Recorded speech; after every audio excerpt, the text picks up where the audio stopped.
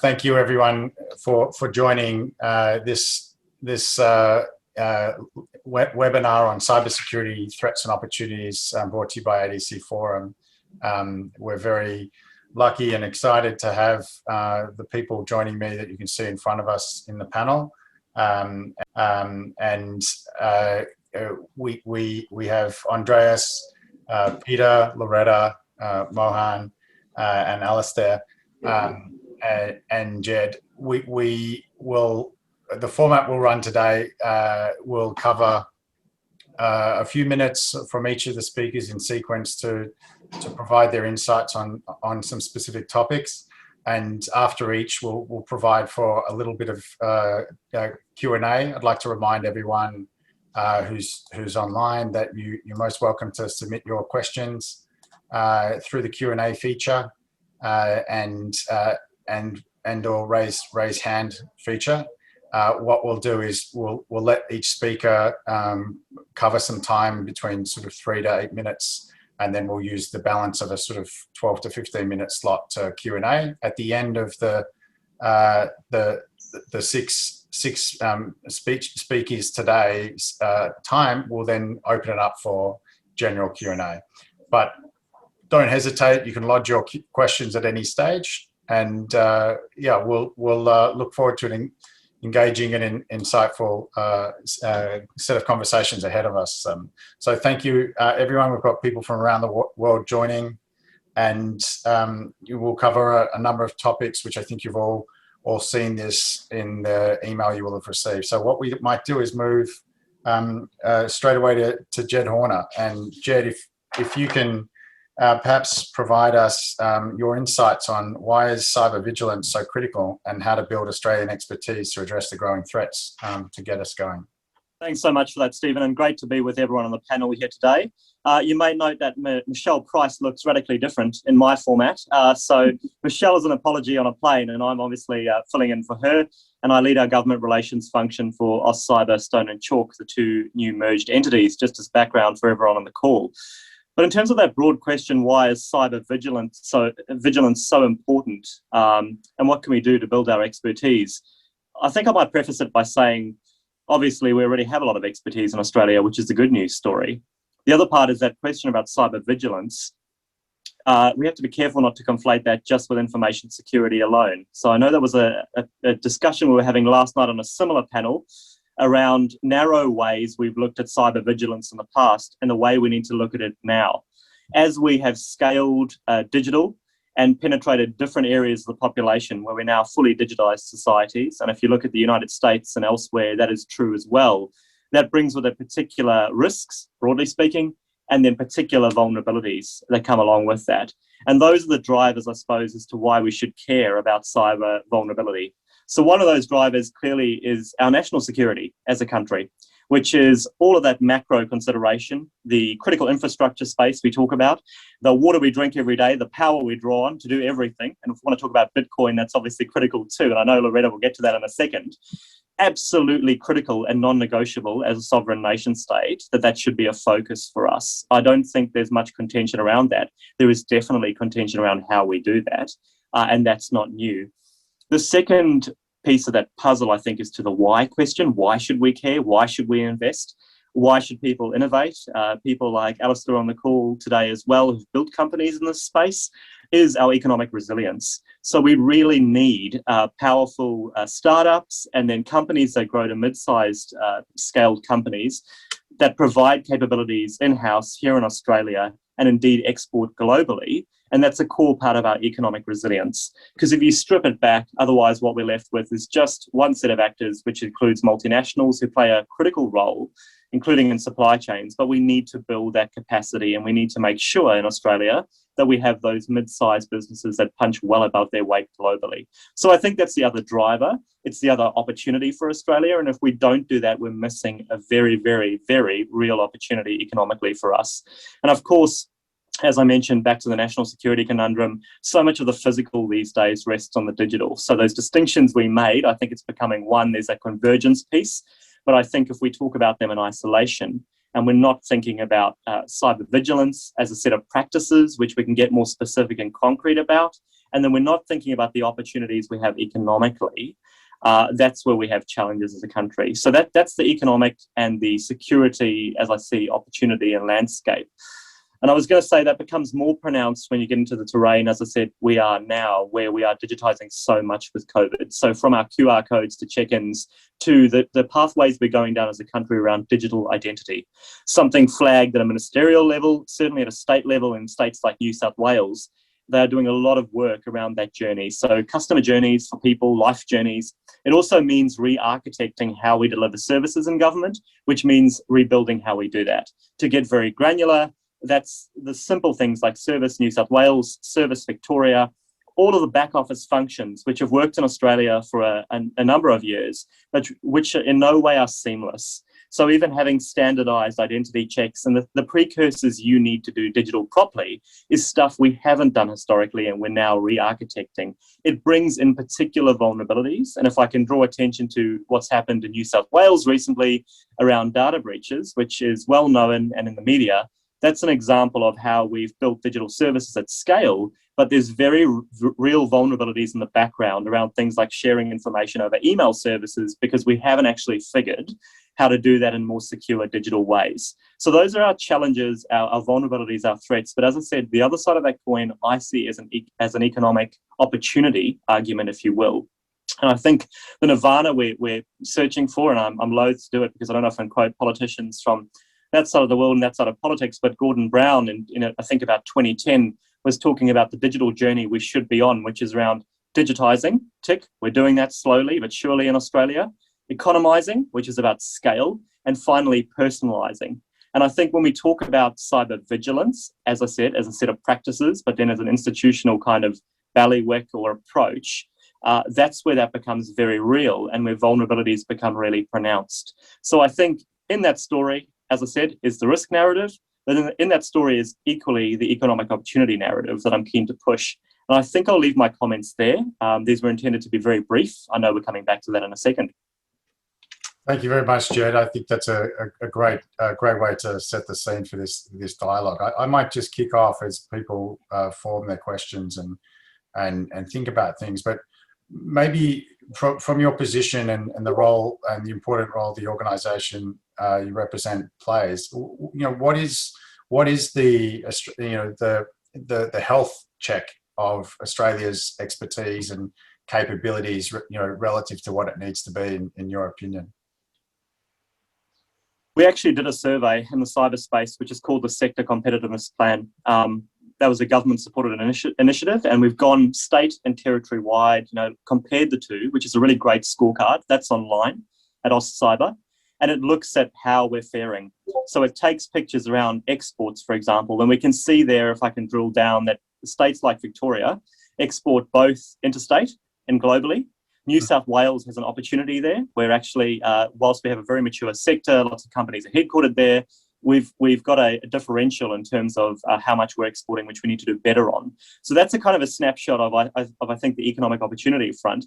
But then I actually see gaps in other areas. So I think, if I'm speaking frankly, and I'd be very keen on the other panelists, and we've got people with lots of experience, and I'm not looking at Alistair alone in relation to this, but in areas like our cybersecurity practices, our maturity in terms of entering other markets, I would argue that we're just beginning to take that journey now. So the sort of business practices that companies have needed to be compliant to enter the US market, or indeed Europe, around standards and issues like that, we historically have not been as forward-leading as some of our allies are, security allies, and even our close ones. So we've actually lagged, I would argue, in terms of even government interventions in some of those core spaces, in simple things like how we roll out information security or protective security protocols across entities and how we target that. So that's a provocation, if you will, but I think that's an area we really need to pay attention to. So if we're going to talk the export story, we've got to back that up by what are we going to do from a capability point of view. So how are we going to get people ready, which is beyond shaking hands and introducing them.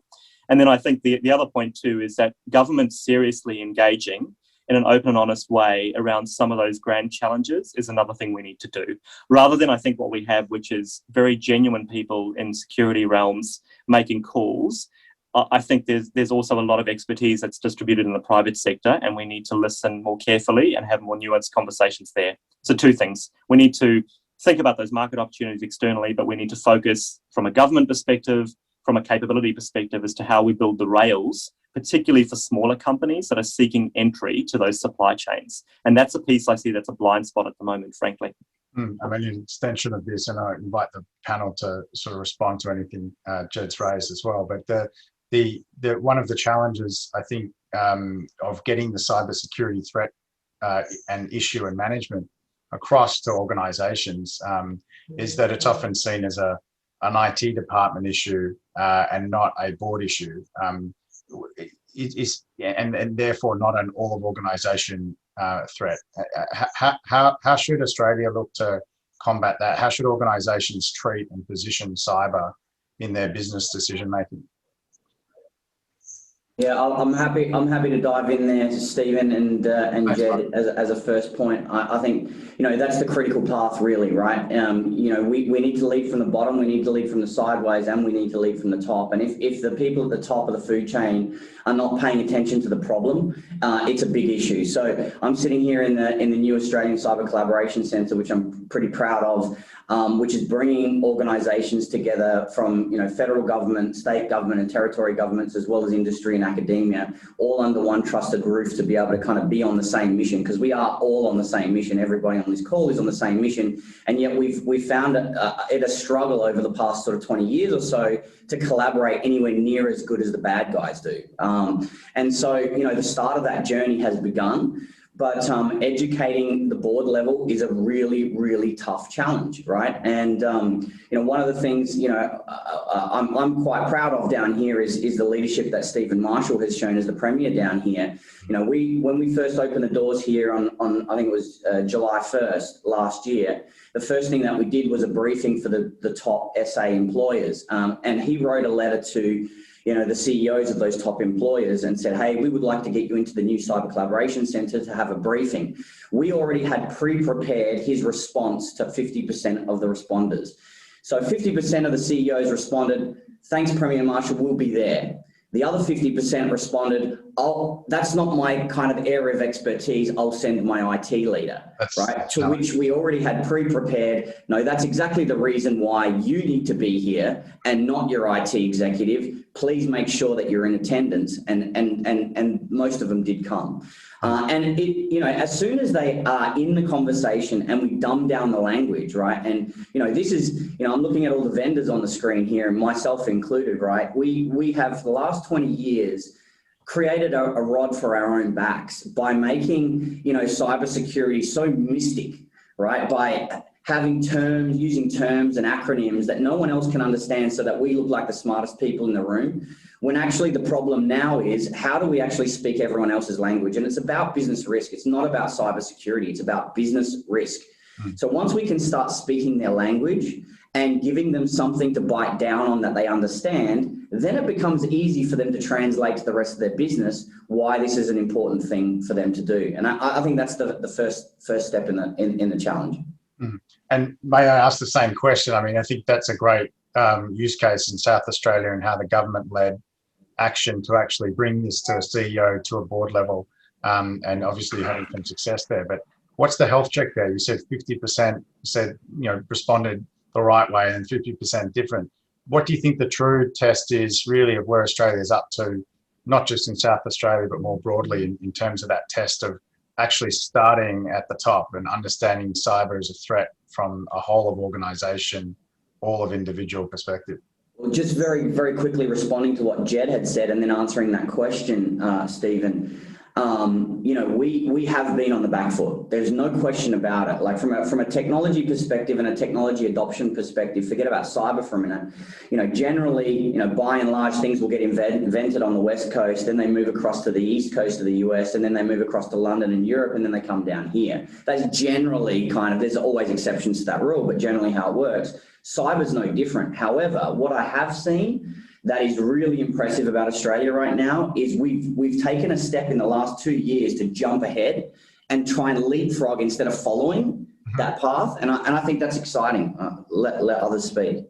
Just if I drill into that, how have we leapfrogged? What have you seen that is actually, you describe as that leapfrogging? That'd be interesting to hear.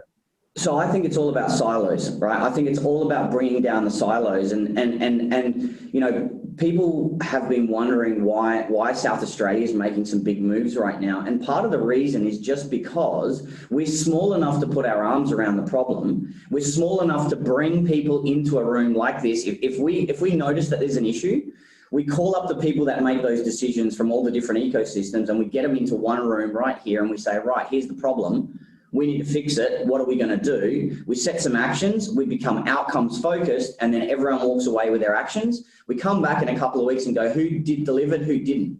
If you didn't deliver, why didn't you deliver? What do we need to change to make that delivery possible? And I think that's the key. And when you look at Australia writ large, we're the same way, right? Like if you compare Australia to the US or Australia to Europe or even to the UK, right? We are small enough that we can put our arms around it. We can get everybody from the states and territories to Canberra or wherever it needs to be to have that conversation and bring those barriers down, and it's starting to happen. And that's what's encouraging, I think. All right, that's great, Mo. We'll give you a breath before we throw to you in a second. Andreas, do you want to say something? And just before you do, just everyone, please feel free, the audience, please feel free to put into the Q&A your questions, and we'll make sure they get covered. Back to you, Andreas. Yeah, just want to comment what Mo said as well. And we as a vendor have seen a dramatic difference how Australian companies interact with us as well. And I think it may have to do with that companies more look at this cyber exposure as a risk on the board level, on the executive level. I think 10 years ago it was very much, hey, some IT department makes a decision to buy some product that they need. And then they go out to kind of like, as Mo said, hey, somewhere in the US, there's this cool product, let's buy this product. Versus today, where it's a board issue, where I have to now as an IT person, as a CISO, I have to actually argue, hey, we have an exposure here, and therefore I need to understand this risk much better. And maybe then I understand, hey, there may be actually a solution here in Australia that is much better suited than me blindly buying something that was developed elsewhere.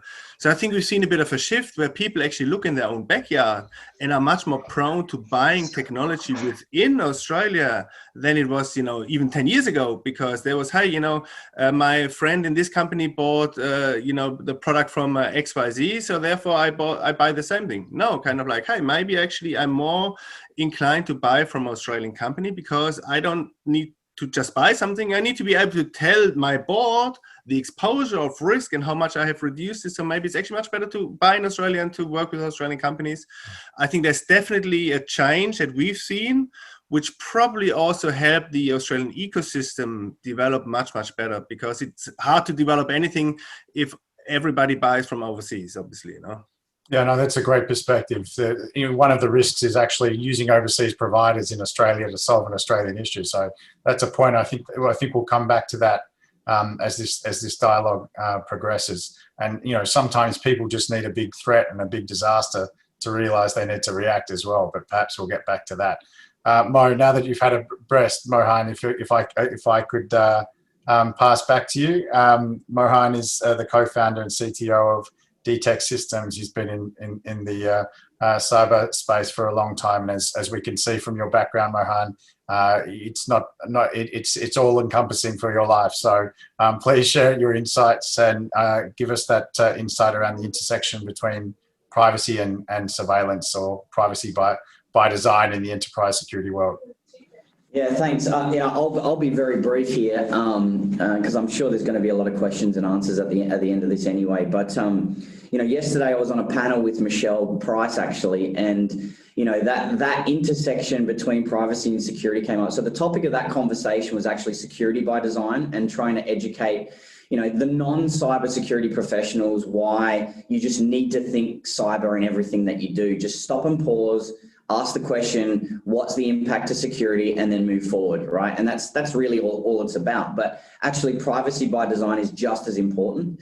And what Michelle showed me yesterday, well, she explained it yesterday, and I'm gonna be using this going forward, is it's really a Venn diagram, right? So you've got security over here, and you've got privacy over here. And that's pretty much how people have looked at things, right? Like the more secure you are, the more you're going to invade privacy. And that's kind of that dichotomy that we're dealing with. But actually, when you intersect them and you overlay them like a Venn diagram, where security and privacy overlap, that's where you have safety. And so if we teach safety first, right, the same way we do occ health and safety, then all of a sudden it's a very different conversation that everybody understands. And immediately, if you've got kids, you think of your kid. Well, I do anyway. I think of my kids straight away. Like when that word safety comes up, I don't really think about myself. I think about my kids, and that puts a personal touch on it, right? And then you can start to look through that personal lens what we're talking about. And when you personalize things, people will take it much more seriously, I feel. Did you want to just build on that? I mean, we have a few questions coming in, but you know, in terms of extending on that thought and what you just expressed there is, should where you mentioned the safety in the sort of overlap.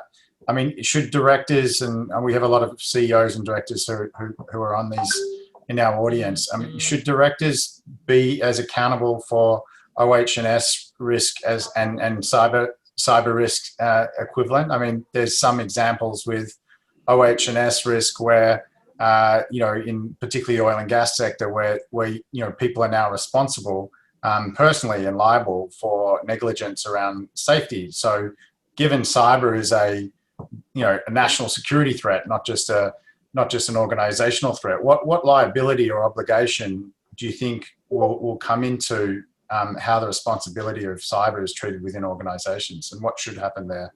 Yeah, good question, Stephen. Like many people don't realize that they actually already liable, right? So the gone is the day that you're not liable anymore as a director of a company. Certainly if you wear that C on at the start of your title, you are 100% responsible, and you are going to be held to account. If you don't realize that, then you're in the wrong place and you're going to end up in a bad place. So, you know, that is exactly where it's at right now. The question is, does the government have, and does the law have enough teeth, right, to do something about it, right? So I can see a lot of questions coming up on the chat around China and things like that. Look, you know, foreign interference and insider threats is a big part of the world that I play in.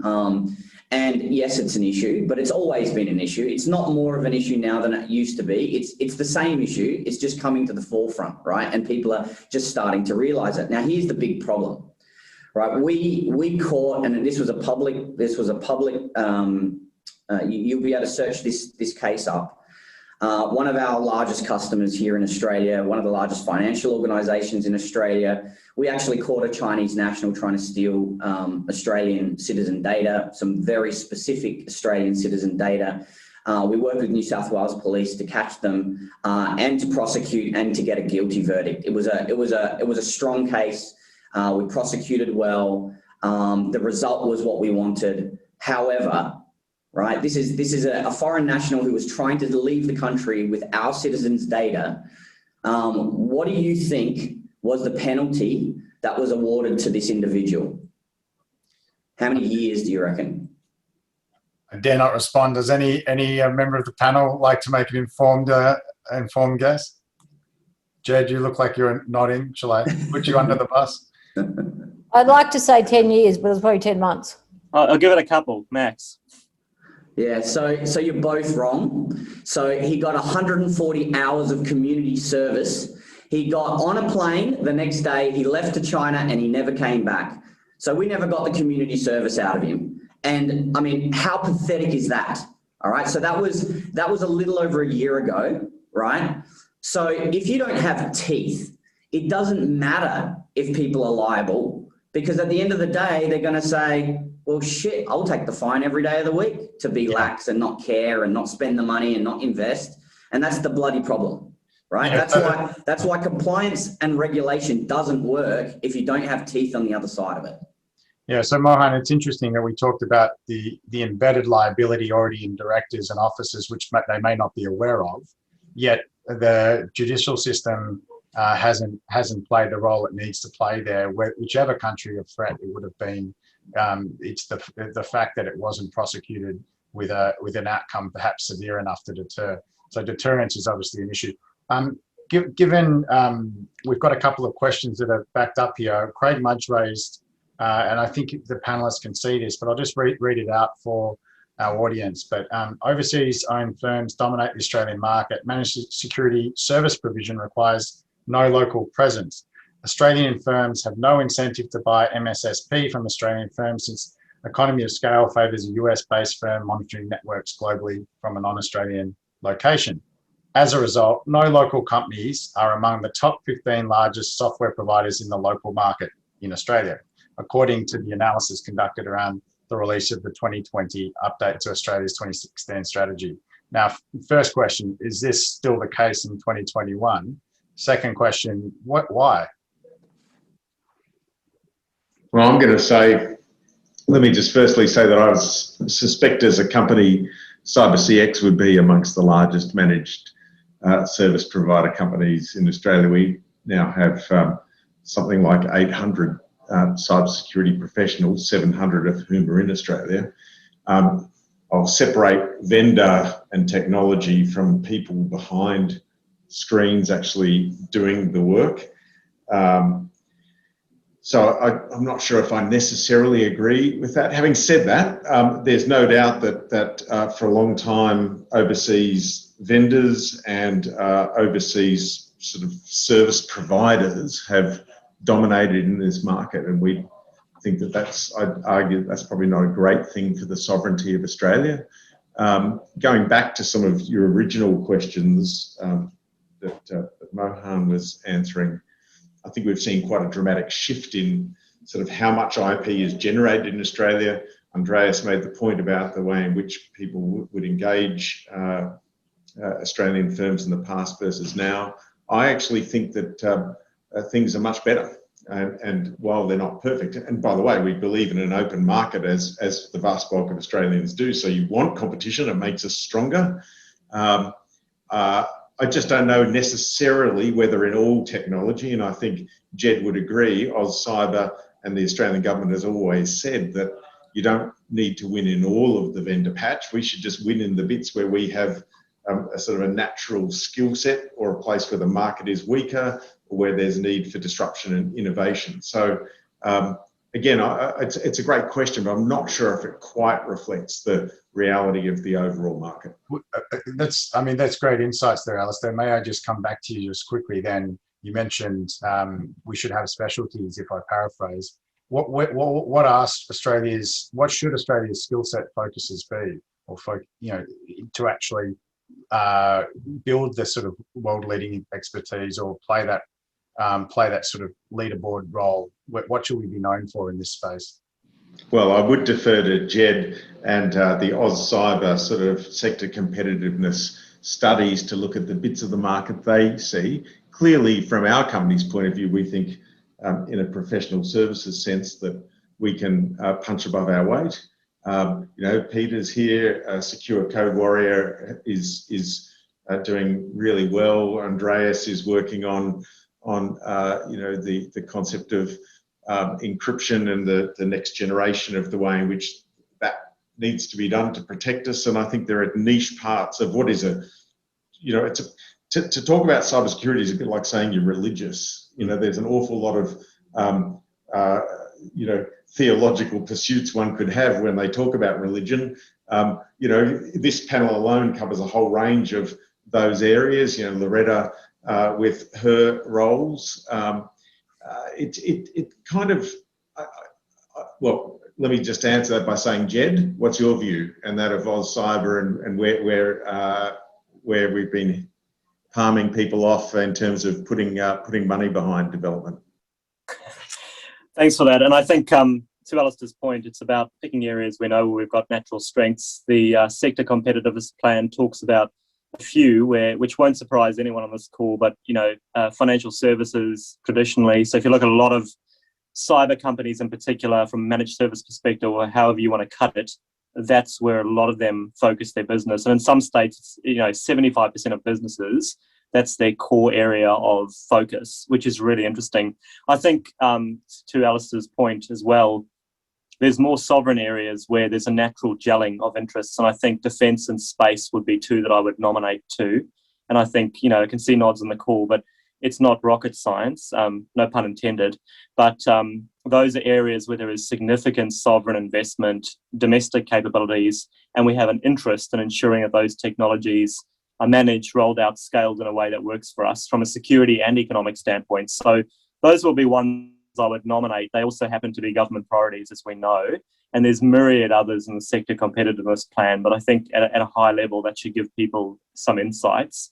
It's not so much picking winners, but because I know we tend to not do that in Australia, but it is looking at sectors which shine.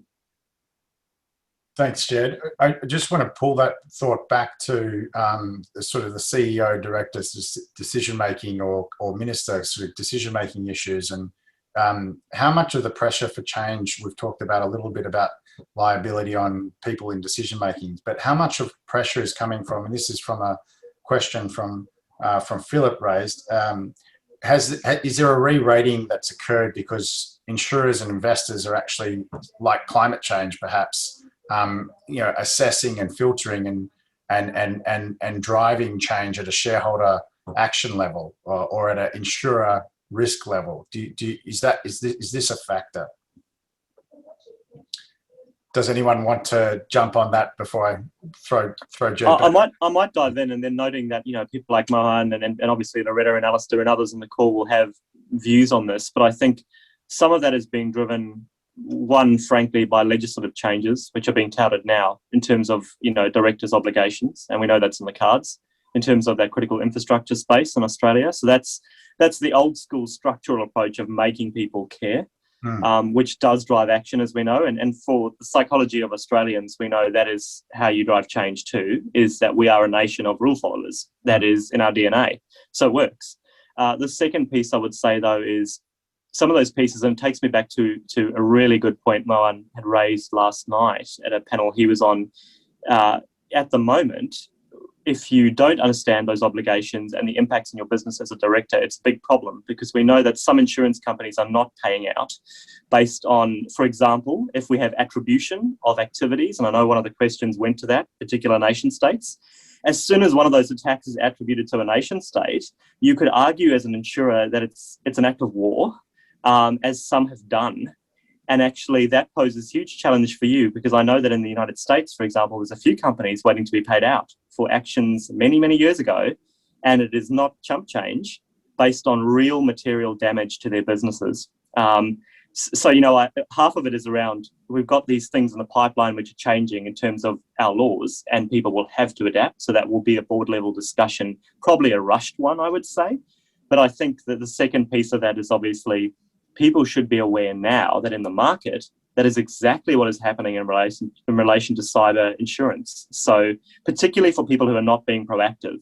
So companies not adopting standards, not adopting practices, saying they're cyber secure and doing nothing, will learn that the hard way. And I don't know if Mohan wanted to come on that point too, because I'm scaffolding on a point you made last night, which is a great point. And I think, frankly, a lot of people are not aware of it. Yeah, thanks, Jed. That's a good one. So the two key problems with cyber insurance that I see is first and foremost, and I heard this last week to a C-level executive that I was speaking to. He's like, I'm all good. I've just spent a shit ton on my cyber insurance and I'm all good, right? So out of mind, out of sight. First of all, that mentality is going to kill people and kill companies. Second of all, in the cyber insurance game, every insurer and reinsurer is diving into cybersecurity like there's no tomorrow, and they're coming up with their own policies. They haven't done the actuarial research in the same way that they have for other insurance products. And there is no way to really do that actuarial research in cyber, because there is no two incidents that end up with the exact same result or even a ballpark cost of damages, right? So the insurers have no idea what they're doing, and they're going to have to find every single way out of the payout. They're going to have to, because they can't afford it. Not a single insurer on the planet can afford to give proper insurance. So anybody who goes down that route and says, I'm insured, I'm okay, or even I'm using the insurance as my belt and braces, I'm doing the things I need to do, but I've got insurance just in case. Man, it's a. No, I might respectfully disagree just a little bit if I could. Sure, please. These insurers aren't completely unsophisticated organisations, right? I agree with you completely, 100%, that they don't have the actuarial data that you may have, for example, for ships or fire or vehicles or other such things. I agree. It is what one could describe as a nascent cybersecurity market. It's also been much slower to take off than I think the hype curve would have suggested. But to write it off would be churlish. I think it would be completely wrong. A few things. One, absolutely, without the actuarial backstop, then it's going to be very hard for them to price their policies. Absolutely. We're seeing a great sort of spread in the market of price, what's covered. But I would argue that's probably not dissimilar even with some more mature insurance products, whether it's health or vehicle or other things at the moment. So then the concept, of course, that any organisation would think just because it has insurance, it's fixed with some cyber, as you say, completely, wrong for them to think that. But it would be improper for a large organisation not to be considering insurance as part of a package on how one might offset some cost and at least financial risk to an organisation. I don't work for any insurers, I'd add. Well, we probably do some work for insurers, but I don't represent any. And the only way for that market to mature is for that policy uptake and for the learnings to occur. If I was to make any predictions, I would suggest that in the next couple of years, we'll see insurers say, we will do this with your premium if we see these types of controls or policies and procedures in place in your organisation. If we see you deploy these certain types of technologies and services, then we will lower your premiums. Not dissimilar to an organisation that might say, we'll knock 10% off your household insurance premium if you have a back-to-base alarm in place. Now, most consumers would say they should get bigger discounts for those things, and I guess the market will set the rate. But I think it's too easy just to write off insurers completely out of this, broad church again that is cybersecurity. Yeah, that's a fair call, and I would agree that it's definitely maturing, Alistair, but it's still a long way to go before they've got it modelled right. Thanks, Jen. So I think that that's definitely a deep issue. That sounds like we're going to see some bloodbath results in organisations in the market before maybe it gets fully rectified. But some differing views there. Andreas, I know you have a few slides for us. You should be able to share screen. Can I throw to you now to talk us through quantum technology and its purpose to improve enterprise security? Fantastic. Thank you very much, and welcome everybody. I want to kind of just take a few minutes to talk about one of those Australian innovations and actually cool use case of expertise we created here in Australia, supported by Australian customers, and that is specifically using quantum technology and the impact on the on enterprise security. If I can. So within the cybersecurity area, we have this saying that obviously the security is only as strong as the weakest link. And this, feeds quite well into the discussion we had already, because security is on top of everybody's mind at the moment. Data breaches are occurring, more and more frequent, intrusions happening every day. Enterprise security is, constant high alerts, but the most important actions are actually getting the basics right. We do a lot of patching on the back end. We're catching up to support new business practices like, work from home or cloud computing. But as we talked about as well, security is now a regular topic at C-level meetings and board meetings. And the one thing that we learned about dealing with these kind of issues over the last 10 years or so, that it's actually incredibly hard to do everything correct. And there's things that fail, and things that go well, and we may buy this cool solution from across the pond, but actually we deploy this proper and not the right way, and we still obviously have all the issues that we still have today. So you could almost argue that we still haven't gotten a proper grip on things, and actually feeds well into discussion about the cybersecurity insurance as well, because it's incredibly hard to nail this down. What exactly do you have to do for me to pay out something? And obviously within the industry, we have this thought that it's actually not a question if you will get hacked or if you will have an incident, but rather when you will have an incident. So we are in this crisis mode, but we always assume that actually the foundations are strong, and if we do things right, everything will be fine. That's kind of like even the basis for insurance. If you lock your door, everything's going to be fine. Unfortunately, that is about to change for the critical area of encryption, privacy, and digital certificates. But that's obviously the most fundamental thing of everything that we do.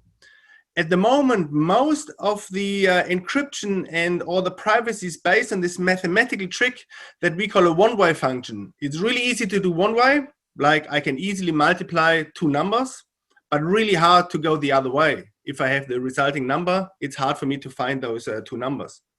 And this trick, which was born in the 80s, is really underpins all of our security. And that is so hard that if I would take a computer today, and if I just try to break one encryption, it would take me 300 trillion years to break this one encryption. So the foundation, we should be safe and everything should be good. The problem is that there have been new developments over the last, decades, and most specifically the development of quantum computers. In 1994, a scientist at MIT, Peter Shaw, he came up with an algorithm saying that, hey, if we would have one of those fancy quantum computers, I could actually derive an algorithm that breaks the same key that this computer used 300 trillion years in 10 seconds. And this has kicked off one of the greatest races in computer science at the moment, actually the race to build this first universal quantum computer. Back then in 94, it was really all just research. But in 2019, and you see here in this picture, the quantum computer from Google provided the first example of a problem that their quantum computer could solve in around 200 seconds. And the fastest supercomputer at that time would take around 10,000 years to solve. So slowly we're getting into the state where these quantum computers are getting faster and faster. And we heard this before as well. Actually, just 6 months ago, at the end of last year, the USCC, the University of Science and Technology of China, they topped this and believe in a better quantum computer and worked on different problems. But obviously, there's lots of research in this area. But still, those quantum computers are tiny compared to one that we would need to break our encryption. So the foundation is still good for now, maybe for the next 5 years, maybe for the next 10 years. But we know at some stage the foundation will change. And because of that, we need to make sure that we change the way we operate our enterprise security in a way that we are ready once this foundation has changed. It's incredibly important to make sure that enterprise security focuses on these problems. I know we have all these issues with hacking and data breaches and phishing and everything, but if we don't get the foundation right, we're going to have problems going forward. So there's this concept of crypto agility or quantum safety, where the idea is that actually everything you do, you provide into a central repository, that it's very easy for you to upgrade a cryptographic operation if you have to in the future.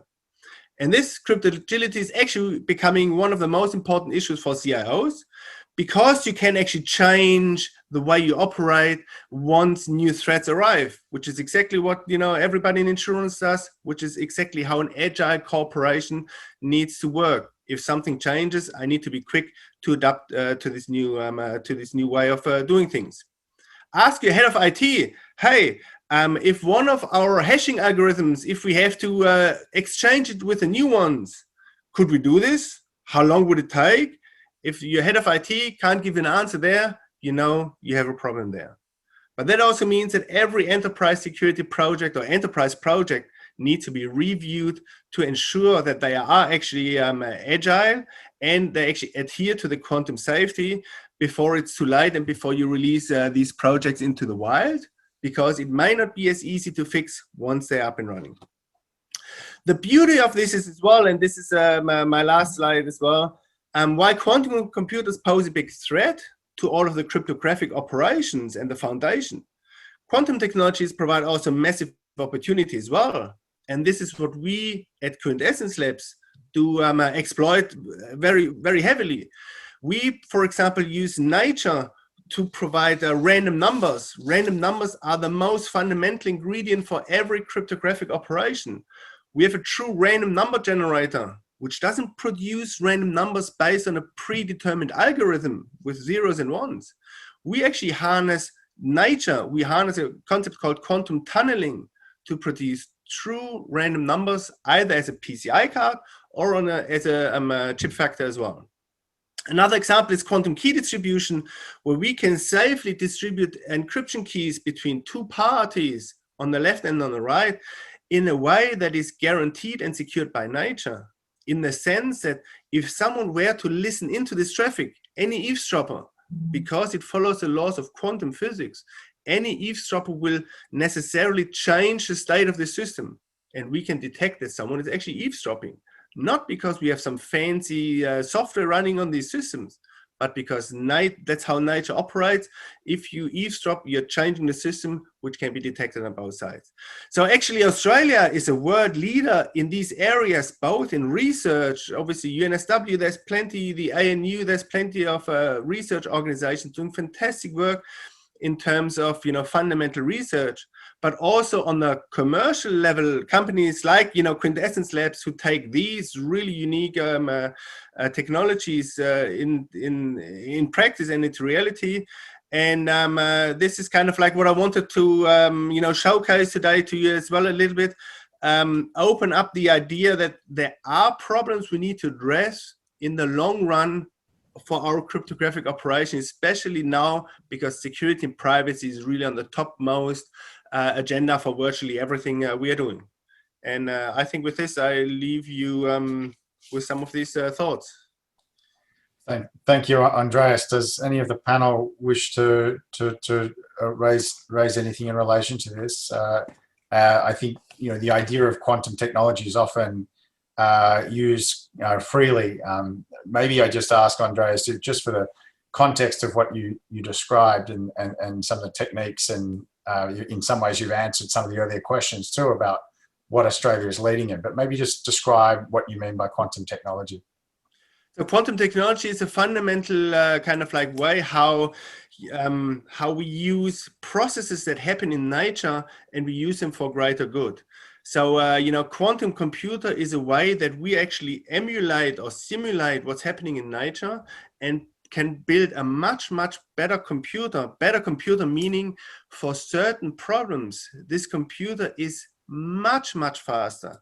As I kind of mentioned before, for this problem of breaking this RSA key, at the moment, the computer is busy for 300 trillion years. A quantum computer, because it's simulating, it's leveraging nature, how it works, can do the same task in 10 seconds. So this is not just, twice as good or 10 times as good. This is just even incomprehensibly good. And obviously with the amount of data we are producing, we can find new minerals, we can find new molecules, we can simulate kind of weather patterns better. We can do obviously lots of things, but obviously there's a downside to it because it can also be used to kind of like target us in a way how we operate our cryptographic primitives at this point. So therefore we need to make sure we address this risk as well. It's a topic for, board discussions and C-level meetings as well, because it's certainly an issue that raises a risk. If you do anything kind of like, privacy related, there's a risk to this, that this information may be exposed in 5 or 10 years time. I think that last comment around timing is a really important one, because what you're describing, if we understand correctly, is sort of like a not quite the extinction level event of cyber security defenses we have today, but it's pretty close. So is this some people remember the Y2K as a coming frontier, which then in some ways panned into almost nothing. Huge resources were applied to it. Lots of even sort of communities were grown. Fear was built, and extinction level discussions were had, and then we move on. So life carried on. It's actually a really good comparison, simply because obviously in the end we want to make sure the end user doesn't see anything. The end user isn't interested in what type of encryption algorithm is being used. We want to make sure they are kind of like safe. But we need to make sure we get the story out to the CISOs, to the executive level. Hey, we need to actually do a lot of work to make sure our foundation is sound and to move to something different, so that the end user doesn't see anything. You know, Y2K is a really good example, because for the normal person, nothing has happened. But obviously, to make sure this was the case, a lot of work needed to go in to make sure all of the backend work was correct. And we're in a very similar situation here actually as well. Yeah, but I mean, I challenge you in this. I mean, agree, but I challenge you in the sense that even all the effort was targeted at the people who could create change and verify and stabilize and create the certainty where in the end it wasn't an issue. It leaked out, and almost in some ways the communication wasn't handled well, because maybe they weren't, and that's what created this almost cult-like response. So is quantum technology and the threat that it poses to all the investment that's being made into cyber defense at the moment, is that a waste? I've obviously been provocative, but. Sure. I mean, at the end of the day, and this coming back to an earlier comment, you have the cybersecurity exposure, and you do need to do risk assessment. How much does my organization, do I have a risk from this particular issue? And at the moment, there may be many companies that say, all right, my risk may be fairly low. But if you're a financial institution and you are holding data on your customers for more than, let's say, 10 years, your exposure is high. Because what people actively are doing right now, they are storing every encrypted communication. And right now, they cannot decrypt this. They cannot see what's happening. But let's assume we have a quantum computer in 5 years' time. In 5 years, you can now go back to all of this, encrypted communication and can actually decrypt this. So if you need to make sure you have information, classified information, defense, there's lots of, communication that we need to make sure is, secure for more than, 5 years, 10 years, 20 years. So that risk exposure is very different. If I'm a small online shop selling, kind of like, self-made goods over the internet, maybe my exposure right now is fairly limited. But obviously, if I'm a financial institution or government agency, my exposure is very, very different. It's a good relativity. Look, thank you very much, Andreas. It's opened up a whole new line of attack on the dialogue today, and I think we'll come back to quantum risk and threats as we progress. Thanks so much. Thank you for sharing those slides. We might just keep moving, and we're banking up a couple of questions, but I might take time to now turn to Peter. Peter, you're co-founder, chairman, CEO of Secure Code Warrior. Thank you for joining us today. You're going to talk about going on the offensive, assessing weaknesses before somebody does something. So can I throw to you and ask you to sort of talk us through your comments? Yes, and I will in a minute, but I first want to react on Andreas as well, if I can, just for 1 minute. But I think Quintessence Lab is probably the example of world-leading technology and IP that has been developed here in Australia. But there's hundreds of other startups, as evidenced by AllCyber's report earlier this year, hundreds of other cybersecurity companies in Australia that have developed similar IP that is world-leading in world technology. The only problem is that why aren't those companies like bigger and multinational and known outside of Australia?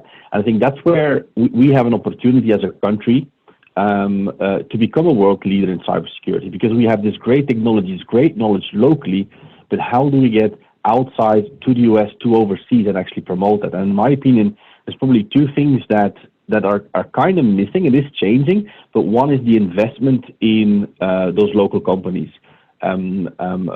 Why do we have to have overseas investors putting in money in cybersecurity companies? Why can't we put local money into cybersecurity companies to make them grow? Like my company, for example, we had to go overseas to get investment because locally here nobody was really interested in, because they didn't know the subject of cybersecurity. So I think we need to do something with the investment committee, making sure that they can support some of our local technology and IP so that we can actually make those companies grow.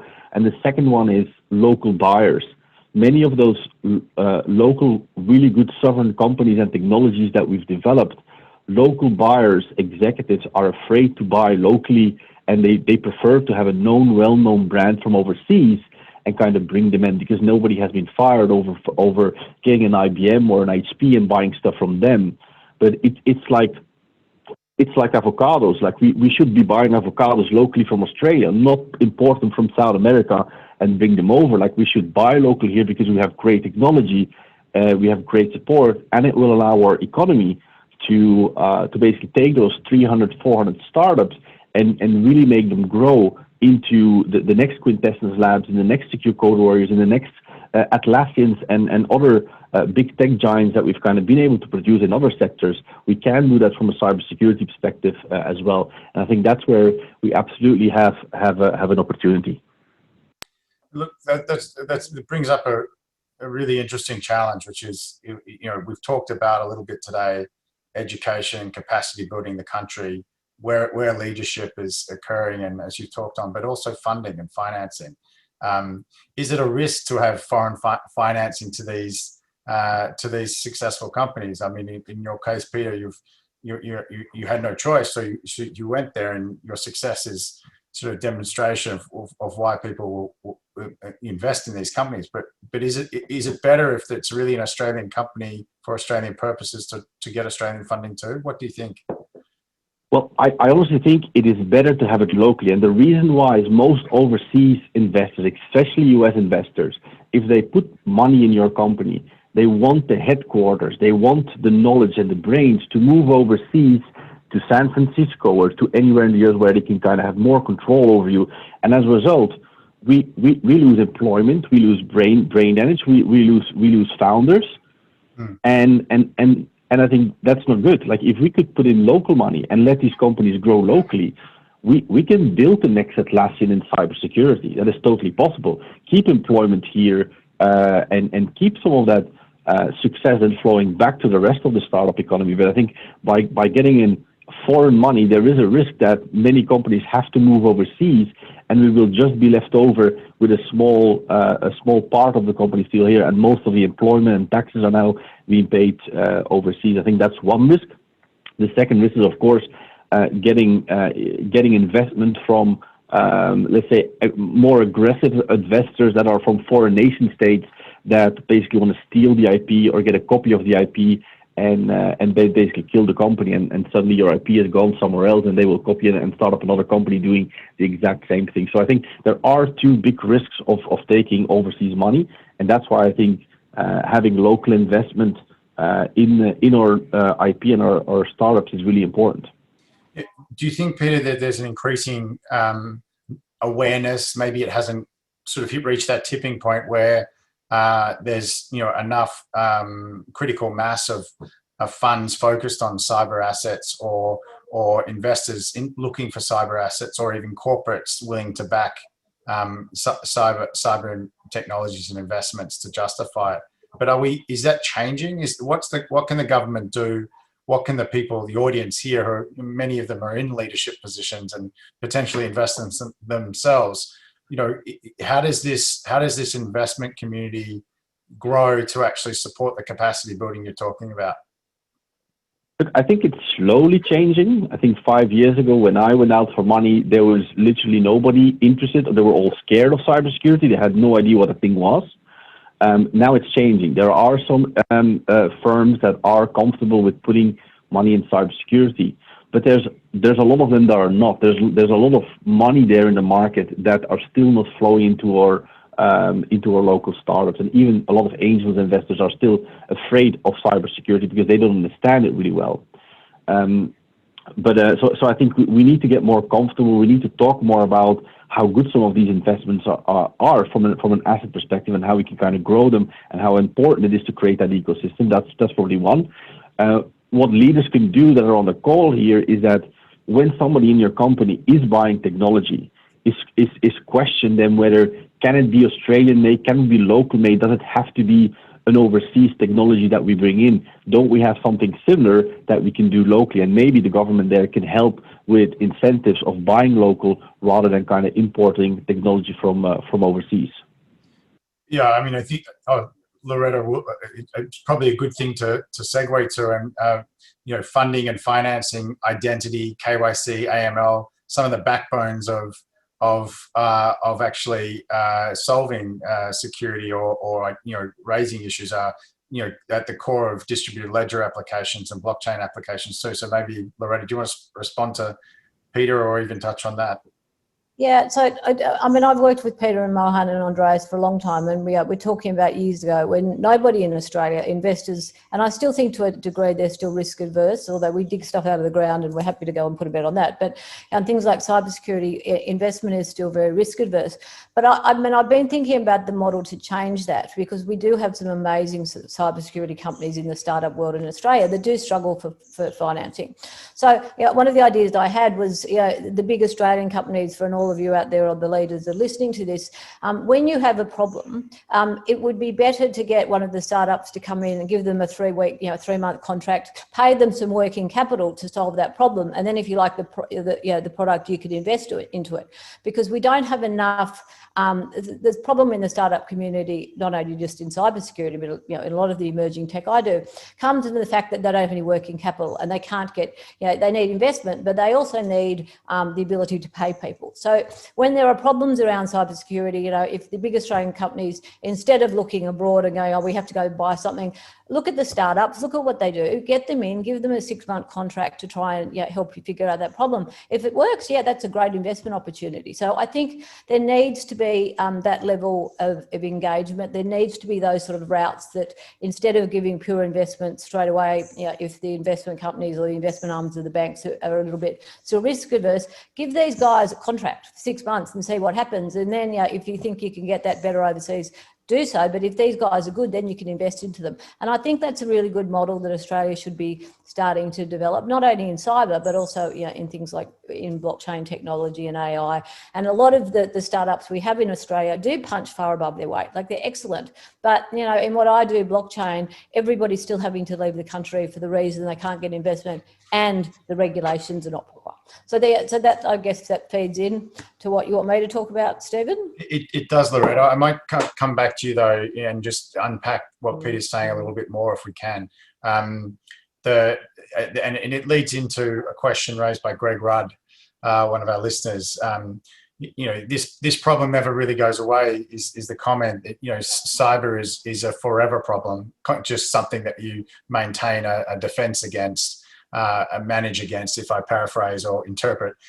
How do we demonstrate value for money for boards and CEOs to actually spend money on cyber? What's the right amount? Is it like, and I'm extending on Greg's question here, so I hope he doesn't mind me paraphrasing or extending on this, but some issues, R&D in some countries or corporations, you might have a 1 or 8%, and you might judge a company based on the amount of R&D spend it has. Is there an appropriate cyber spend for a company that they should be spending each year? What guide, does anyone have a view on it, of percentage? Should people be sort of, contributing to that? And I see Mohan's got a response there. The other thing I would, just come back to is, why is a CEO and a board going to spend whatever that percentage is if there isn't a known threat? Do we need, again, a big event? Do we need a big disaster? Do we need a geopolitical cyber warfare shutdown? So again, a lot of issues there, but Mohan, do you want to come back to that percentage?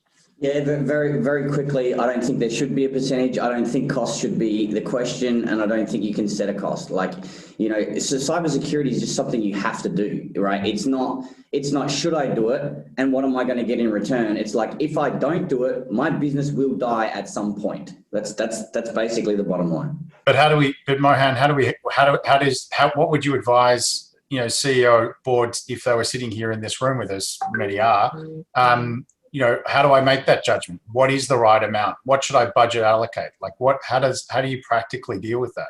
You can't come up with a number at the start of the conversation. You have to have the conversation and then do the analysis on the business, and you have to understand that business, what's exactly the risk appetite for that business. And then you can start to think about how much will it cost you to bring your business in line with that risk appetite. Got it.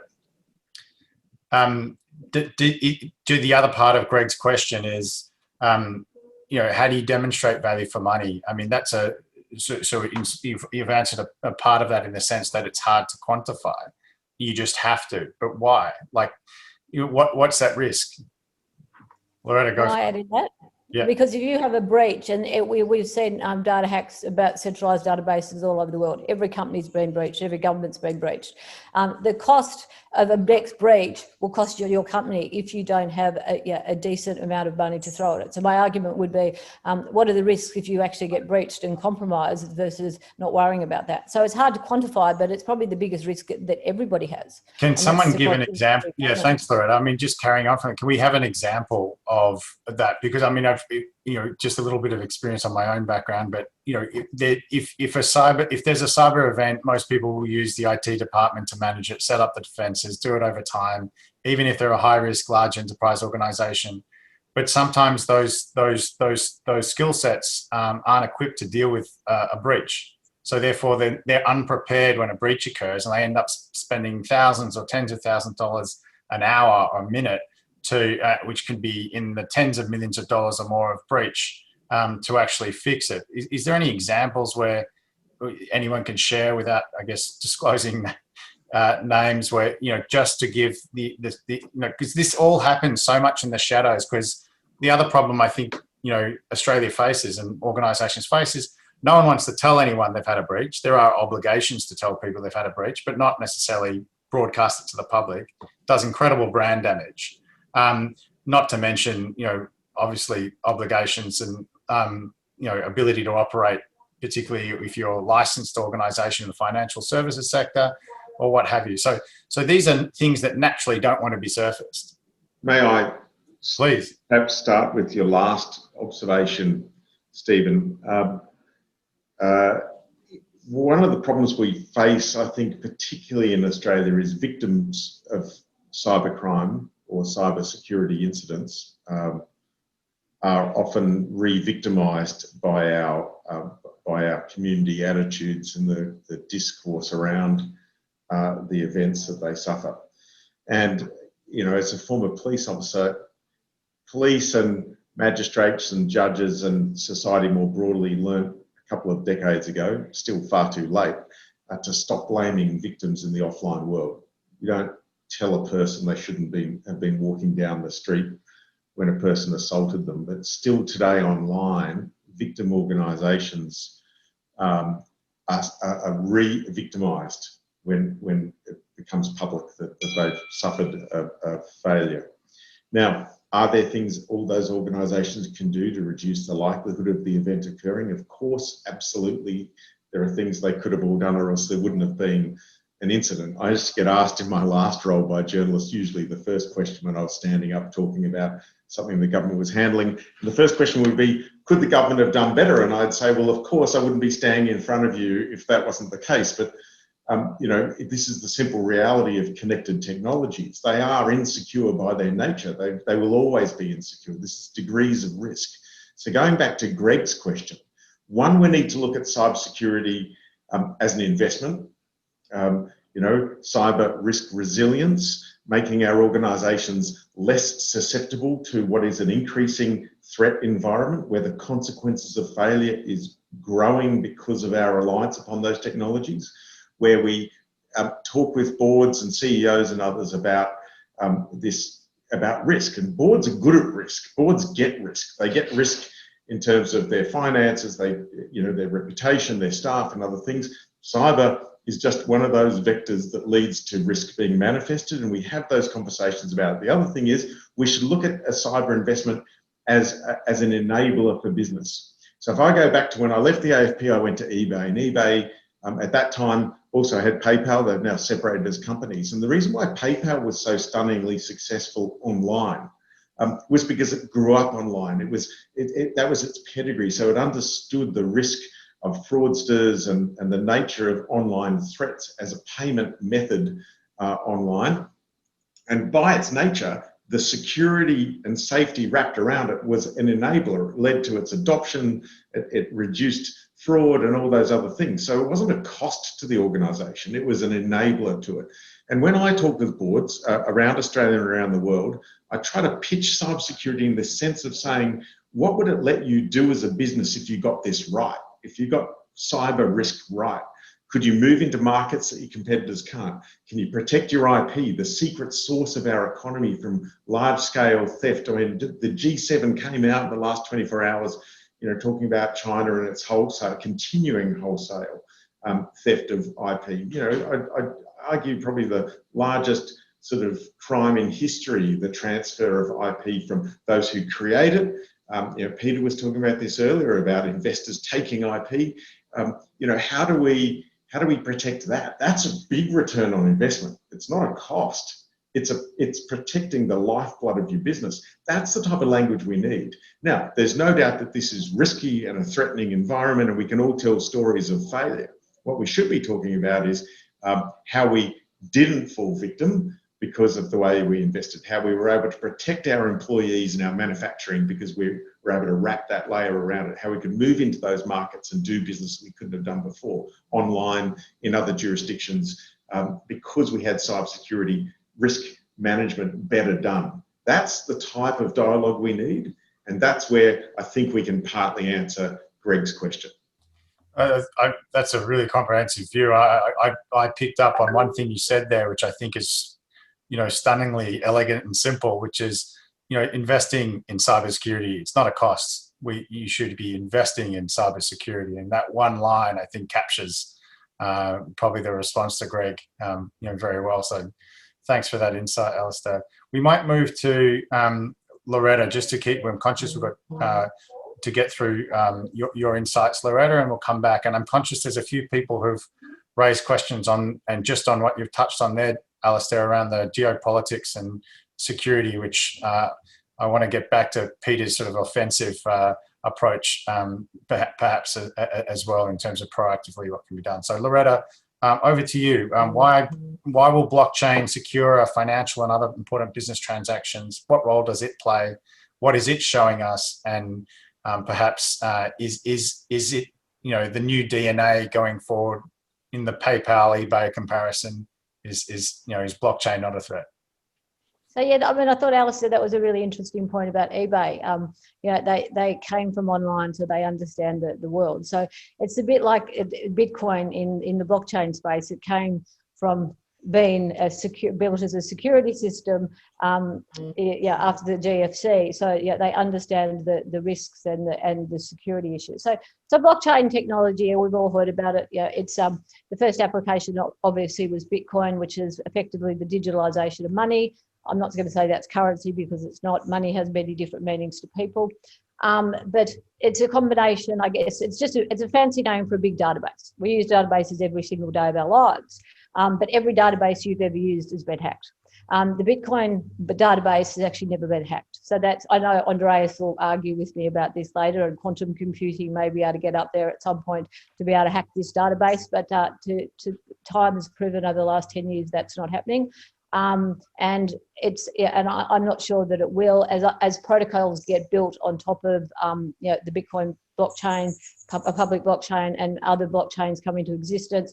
I think you need to understand that blockchain is a combination of cryptography, which was around since Second World War, encryption data, how to encrypt messages, and it combined that with what the internet did, which was open sourcing information transfer.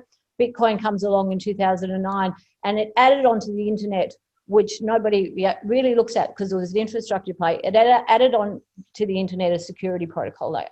And so when I speak to Bob Kahn, who wrote the IP and the TCP for the internet, and when he built the internet, they didn't have the security protocol layer. So when Bitcoin came along, it added in that protocol layer of security. Now, over time, we talk about Bitcoin, what it does, yada, yada, yada. But at the end of the day, the technology, the blockchain technology just builds an infrastructure layer, which we probably won't be talking about in 30 years.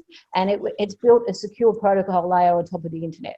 So, blockchains, in essence, what I do, financial markets, I think it's revolutionary because it showed us that the first use case obviously was money, digitalization of money, Bitcoin. So it's improved payment transparencies, efficiencies, trust and security, I guess, and as well as it's reduced costs for financial services for firms and users, for all the consumers. The use of digital currencies over the last 5 years has gone exponentially, and also the use of DLT technology, distributed ledger technology, makes payments for the financial system faster, cheaper, and much more convenient. As I said, blockchain, in essence, the transactions are backed by cryptography. So each transaction, as it gets is signed with someone's private key, and that is verified by a public key. If that transaction or somebody tries to corrupt the database as that's happening, the signature becomes invalid and that transaction doesn't go through. So that's effectively what a public blockchain does. I find this the most interesting space. I've been in it since 2014. When I looked at Bitcoin, it was $40. It's over $60,000 today. And, the disruption that we're seeing from distributed ledger technology and blockchain in taking out middlemen, making markets more efficient by having peer-to-peer transactions happening without any middlemen. It's certainly disrupting more industries just than financial markets. But the technology is getting faster and more efficient. The security is getting much more efficient. And as I said, I don't think anyone will argue with me that the Bitcoin blockchain is the only one, the database that's never been hacked. Things are coming out of this innovation faster than I can write regulation, and that's what I do. I write regulation and laws around all the aspects of digital assets as a new asset class, including cryptocurrencies. They're disrupting markets, they're disrupting financial services faster than we can blink. We've now got central banks talking about central bank digital currencies to try and come in to take on, I guess, the technologies and what we're seeing with cryptocurrencies. I mean, that market is now over $1 trillion. When Elon Musk bought Bitcoin a couple of months ago, he legitimized it as an asset class, and now every institution is looking to hold it on their balance sheet. But I think the essence is, if we take away the honeypots of attacks in data and we distribute it over many different computers, the risk of security breaches is much less and less. Blockchain has certainly proven to that. I mean, I think peer-to-peer transactions in Africa alone, I do a lot of work with law enforcement and regulators obviously around the world on blockchain technology. Blockchain itself and the forensic we can do on the blockchain is we're starting to see that we can catch, control and monitor money laundering and terrorism financing faster than we could ever do with cash. But as a disruption in the financial system, yes, we've got interest rates sitting at zero. I think the wealth transfer is now moving from the baby boomers to the millennials that are starting to now invest in these new digital assets, and we can't ignore them. I think Australia was very good in the beginning of writing sensible regulation, and we're a mature market around the idiosyncrasies of this new asset class, the security, all the different elements that you need to look at when asset classes are born.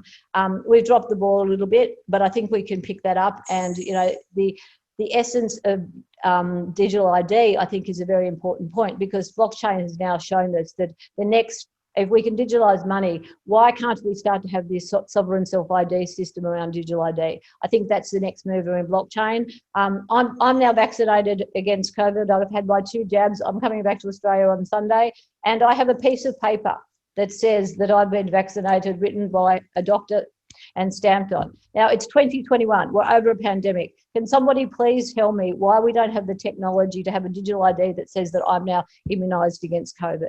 I think we need to look at how we can use these technologies to solve the problems that we see, and I don't think we should be having any forms of paper. Banks are facing huge compliance costs because everything is still stored in paper. If you go into Westpac, for example, I'm only using Westpac because of what I use. You go into get a home loan, you've got to give 100 points of ID. You go in to get a credit card, you've got to give them 100 points of ID. So banks are holding all this data. They don't want to. There's a KYC risk if they don't, but I think blockchain and distributed ledger technology, that in the way that we can KYC people and have digital IDs is the next big move in blockchain, and I think that will be a big disruption again in financial services. But I think the next big thing is decentralized finance, which nobody's even talking about. Watch it be out if you're a bank, because you may not be around in 2 years. Loretta, just what you're describing is a technology and or forms of technology, and I guess obviously we know each other outside of this, and I've been involved in some blockchain developments and projects for a long time. But I would say that is blockchain the solution to the cybersecurity threat, though? Because isn't it as strong as the weakest link? And there's all these off-chain, doesn't it distribute the risk of cyber whilst there's no education use? Does it create a new type of cyber threat? How can it help, and what role does it play in actually addressing some of those challenges where an uninformed user doesn't understand the technology, doesn't understand keys? Are there other risks that pop up with the adoption of these disruptive new technologies that we have to I think there's always risk, but I think you need to harness the opportunities. If we look at how databases are at the moment, as I said, every database that we know that's centralized has been hacked. That's the data breaches have cost billions of dollars. We're just talking about, should we be investing in cyber? Yes. So when we store data in a centralized database, it's a honeypot for attackers. Yeah, hackers like that stuff because they can get value. They can take out people's information, do whatever they want with it. But when you decentralize, when you take away that centralized system and we rely on a network of computers where the information is distributed, it's much less likely that the hacker's going to try and hack something distributed, because they're only getting one part of the point of information. Unless you have all the information together, there's not much point in hack. So I think in that regard, as I said, it's probably just an infrastructure build, and we're relying too much at the moment on talking about the applications around Bitcoin and stuff. But I think the actual protocol development of distributed ledger is very important, because it adds on as an open source, what the internet was. It adds on that new security layer that makes the internet more secure. And I think if you look at it from like that, it's very important as an infrastructure for cybersecurity. As I said, it hasn't been hacked because it's distributed. Andreas may argue with me about that in 50 years, but I think by the time the quantum computers can be looking at how they're going to attack distributed ledgers, the ledgers themselves and the protocols will become much more strong. So I think over time, the more blockchains that have been built, the protocol layers of security on top of a peer-to-peer transfer of value across, say, the internet is becoming much, much, much more resilient than it ever was with just the internet. So that's where I think blockchain comes in most. Is its ability to provide cybersecurity resiliences. And if we start to decentralize databases, it also takes away a lot of the risk, because if one central person is in control of a database, they own it. But once you decentralize databases and the governance models change, because you can be the biggest country in the world, and you can try and hack a distributed system, but you can't, because it's the governance models. There is no trust. We don't need these third-party intermediaries as we'd always used to trust. Do I need to put my money in a bank because I trust the bank? Now with blockchain, no, I don't, because I can trust that 2 + 2 = 4. I don't necessarily need to trust the intermediaries to hold that asset. Thanks, Loretta. Does anyone have a contrary view to the role of blockchain, or even the adoption period, the risks that we're going to face as we have to go through the adoption of these new type of technologies? There's a question being raised by, and apologies if I get this pronunciation wrong, but by Muramu Walabara from the Yidinji Nation, who raised the idea of, if the adoption of these technologies is taking time, can trade development zones to foster or friendly policy frameworks? And again, apologies if I'm paraphrasing this question, but with the creation of trade development zone with the intent to encourage or entice developers, startups, cyber visionaries, be useful for sort of bringing the development of these type of new technologies, Loretta, back into Australia? Is that a possibility? Is there sort of incentives that need to be provided, or safe havens that need to be provided? because there's been obviously lots of controversy of unregulated security tokens type things. So what, in responding to the question, is there a role government can play in fostering that? Yeah, there definitely is, because I write regulatory frameworks and legislative frameworks around this new asset class and blockchain and the applications of it. And we need companies. The companies that are building these systems, they're entrepreneurs. They're going to build their systems whether we like them or we don't. We do need regulation, and companies need to go places where they've got legal clarity around the regulatory framework. I think Australia's lacked a little bit in that, because companies need to be able to settle in a jurisdiction. Yeah, you need to have regulations that says if they break the law, then and legislation that there'll be criminal penalties and obviously security penalties if you're breaching securities laws.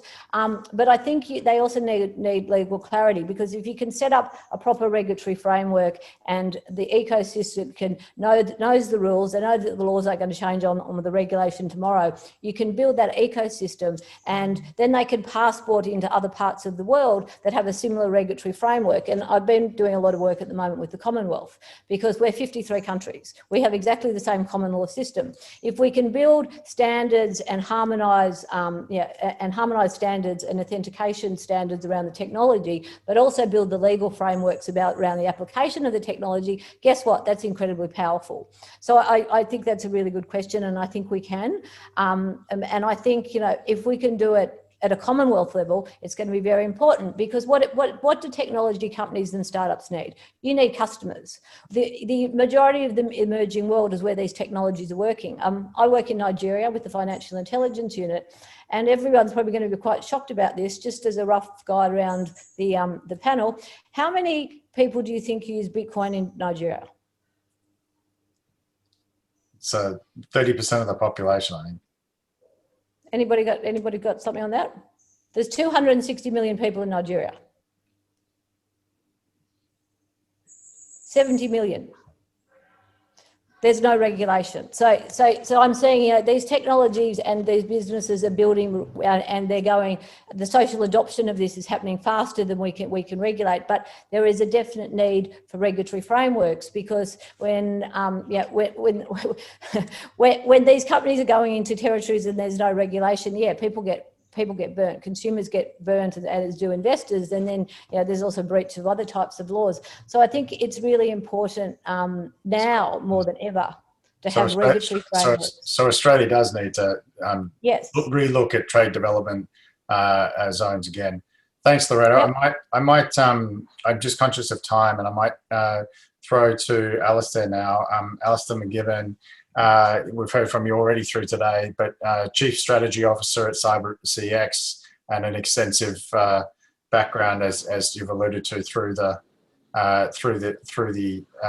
day already around these issues. Maybe you can help us pull some of these concepts together, and with the topic of, can we really get the threats and risks under control? What does good look like? And I guess to that sense, maybe you can touch on some of the things we've already covered before we close out. Thanks, Stephen. I already feel quite guilty how often I've spoken, so I do apologise. Not at all. But let me just say that I'm not a doom and gloom guy. I actually think that we're actually trending in the right direction. Here's my little sting in the tail to that statement, though. While I think we've got ourselves in the right direction and we have momentum, in fact, I think we're mixing all my physics terms here, which I only did it up to year 12. So if I get it wrong, a physicist can help me out. We have good momentum, and I think we're increasing the velocity of where we're heading. So I'm starting to mix those terms. Trouble is, what we're chasing is getting further away. The threat environment is worse, and the consequences of the failures are worse. But at least we're going in the right direction. I'm going to start in April 2016, when former Prime Minister Turnbull stood up and delivered our first national cybersecurity strategy. And just go back to just 5 years ago, where it was the first time an Australian government spoke about a state-based actor successfully carrying out activities against an Australian government entity, and it was the first time, and that was the Bureau of Meteorology.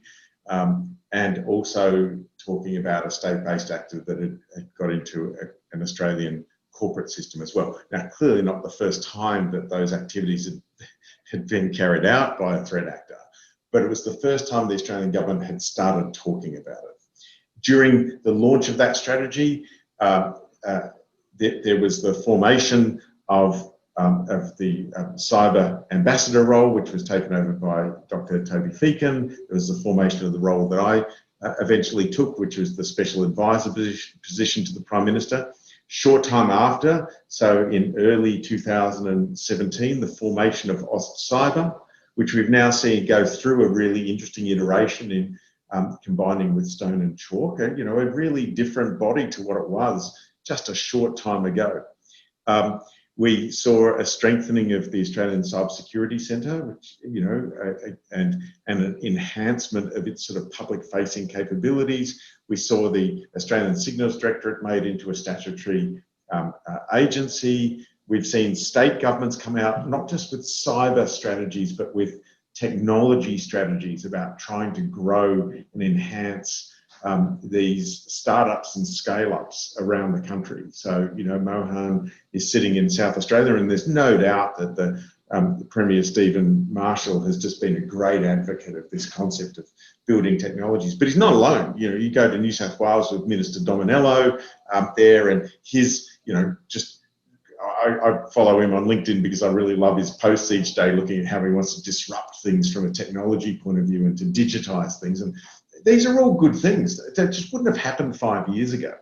And so, I look at the direction that we're in, and now you'll get a Prime Minister stand up and say, hey, a sophisticated state-based actor has been in a whole range of parts of our economy, and people kind of go, okay, at least we're talking about it, at least we're having those discussions. When I look at the way money has flown into this, and to Peter's point, when he first went to raise funds for what is a really great business, had difficulty finding them in this country. I know it's not perfect, and I'm never going to say it is, because again, I'm saying we're chasing this curve, but the amount of venture money, the thinking of those investors in being able to take more risk, the amount of private equity money, we were a private equity backed cyber security play, would have been unheard of 5 years ago in this country.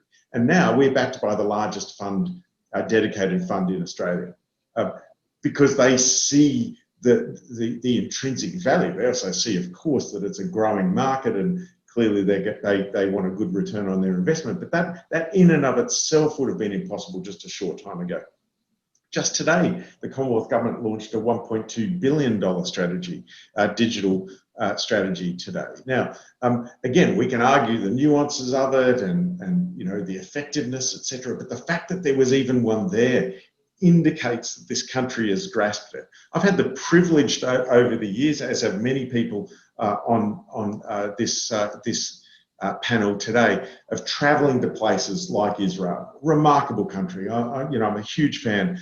And their cybersecurity industry is touted as being so sophisticated, but they have that horrible existential threat around them on a daily basis. I don't want to be an Israel. And I love Silicon Valley. Mohan spent time over in America building his company before, being what I call a boomerang business and coming back to Australia. Great, but I don't want to be Silicon Valley. I want to be Australia. I want to use those unique things that make Australians special, the way we solve problems, the way we look at the world, not always perfectly, of course. I took advantage of the travel bubble with New Zealand 2 weeks ago on one of the first flights over. Great privilege, of course, to travel again. Loretta, I hope your travel's good coming back to Oz. But over there, because we've got obviously colleagues in the New Zealand market, and I love the way they look at the world. They look at it differently to Australians. And how do we harness those things to create unique solutions, competitive solutions to the world? So can we get the threats and risks under control? Threats tough because, to Mohan's point about what courts, what penalty a court will give to someone who is extremely unlikely ever to be brought before the courts, because law enforcement, frankly, and a former police officer here, has dropped the ball when it comes to pushing cost into cybercrime and cyber criminals. It has. I almost remember the day police stopped, and it's sad. And we need to pick that up, and we need to get going again. But will we be able to push costs into nation states who do the wrong thing? Less likely. And so the threats will increase. Can we get the risks under control, that nexus between threats and sort of vulnerabilities? I think we'll get nearer to it as we change the dialogue from a catastrophe to one of this risk resilience. I think we'll get there. I've been very impressed by the level of maturity and the discussions I have with ASX boards, with federal and state and territory agencies in the last several years. I've been doing this for nearly 20 or so years, and the type of discussion, again, this inflection point of maturity, the types of questions, the visceral interest that leaders of business and government now have for this, the maturity in the political class for these discussions. If I go back again to the census, #census failure of August 2016, I was minded to reread my report the other day, because we're coming up to 5 years since that happened. That the level of maturity in terms of incident response and the way that dialogue happens is just different. It's better. Will we catch up? I don't know. I hope so. I'm a glass half full type of guy. If I look at Andreas and this quantum technologies, I agree with him. I don't stay awake at night thinking about it as Andreas might, but I really am concerned that we sit now looking at the type of encryption we're using and say it takes so long to crack, thinking that there will be no innovation in the cracking department. And the reality is there is. So we need to adopt new technologies to protect against not just the threat actors, but the tools those threat actors will be using. When Loretta talks, she talks about this blockchain distributed ledger type technologies that, could solve some problems, not all, we know that, right? I mean, no one peddles blockchain to solve everything, but there are ways in which we can use it to really good effect as a community. And I'm seeing really nice green shoots appearing around the economy. Mohan, classic example of an organisation that has gone from overseas and where the only way he could have ever really, I presume, Mohan, start your company would have been, or to have had it get to where it got to, was to go to America. And now I don't think that's always the case for organisations. There was no cyber collaboration centre, in Lot 14 in Adelaide even a year ago. I have the privilege of sitting on that board.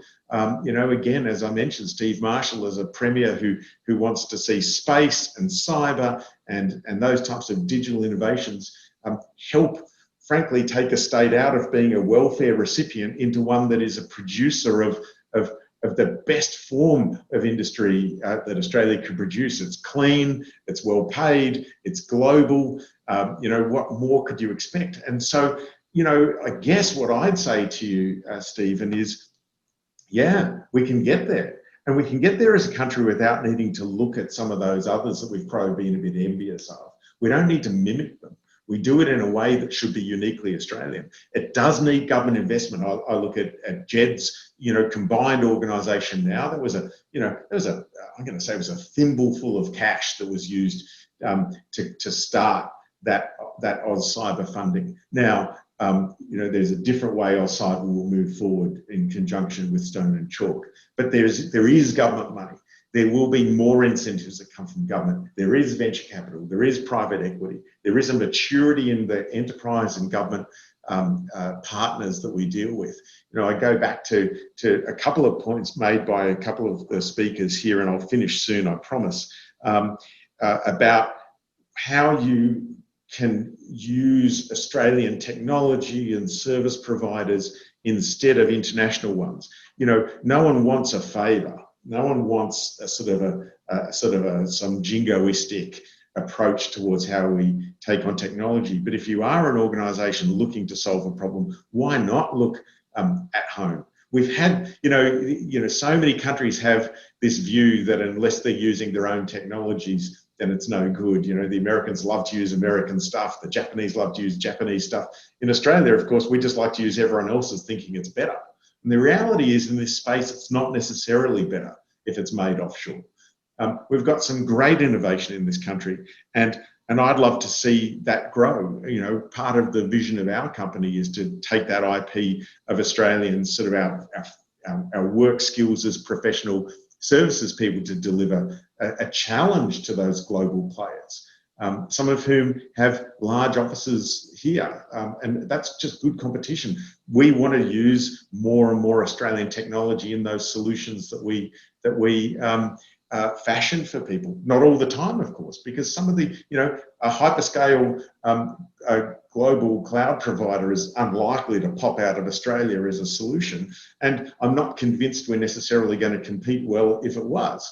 But, so you use them, but what other technologies sit on top? My bottom line is this, Stephen.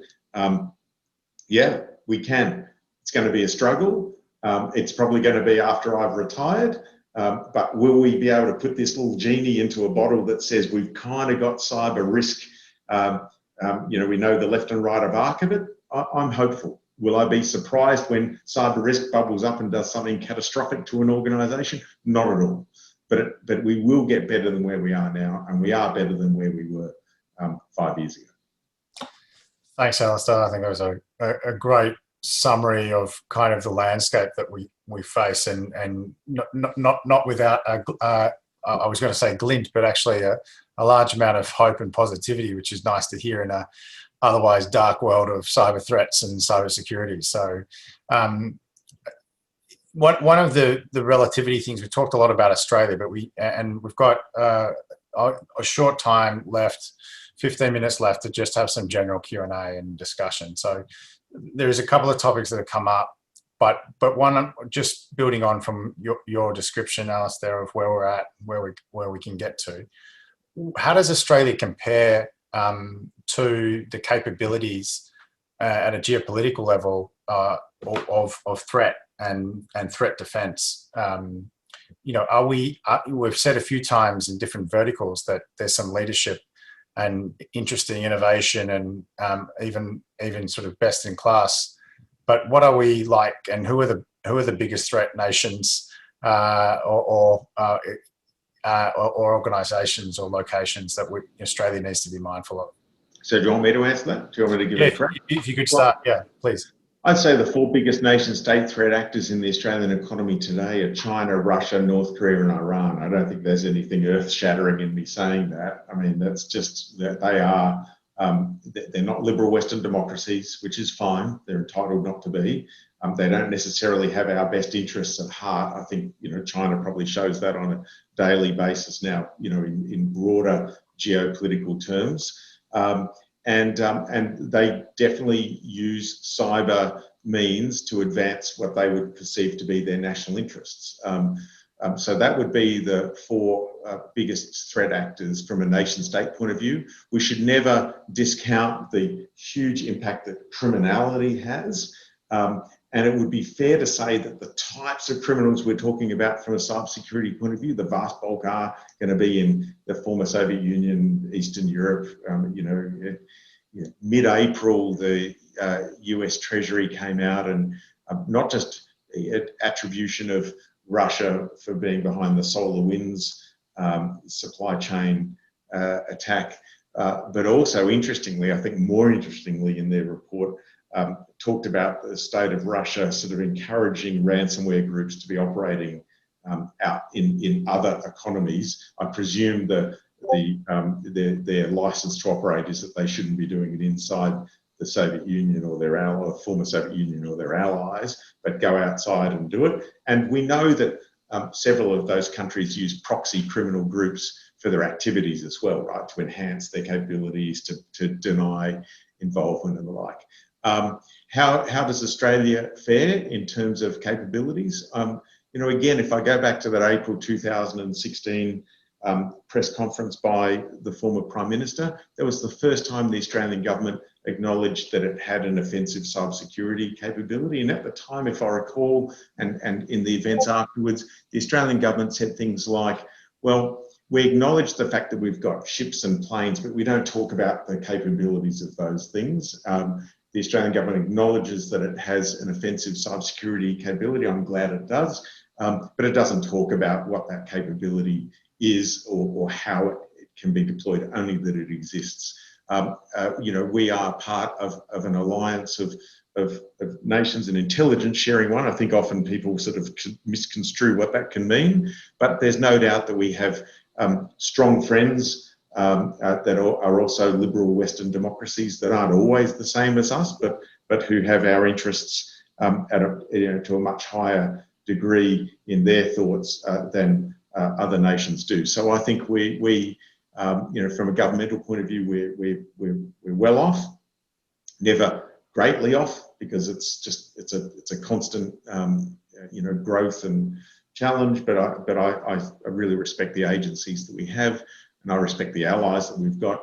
And you know, we're going to have a constant threat. The last thing I'd say is this, Stephen. I think that the nation-state activities that you would see inside, from a cyber point of view, inside Australia, would logically be linked to broader geopolitical issues that the country faces. So if we have better relations with the nation, you're probably going to see them less often inside your networks.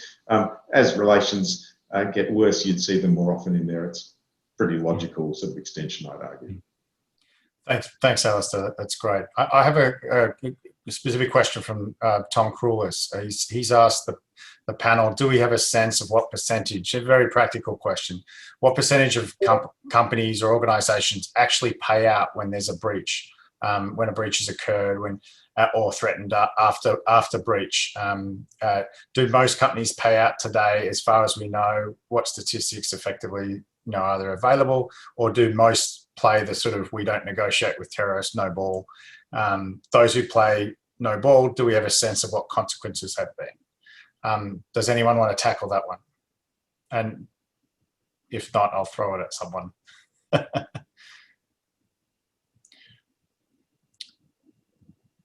Go, Mohan, over to you.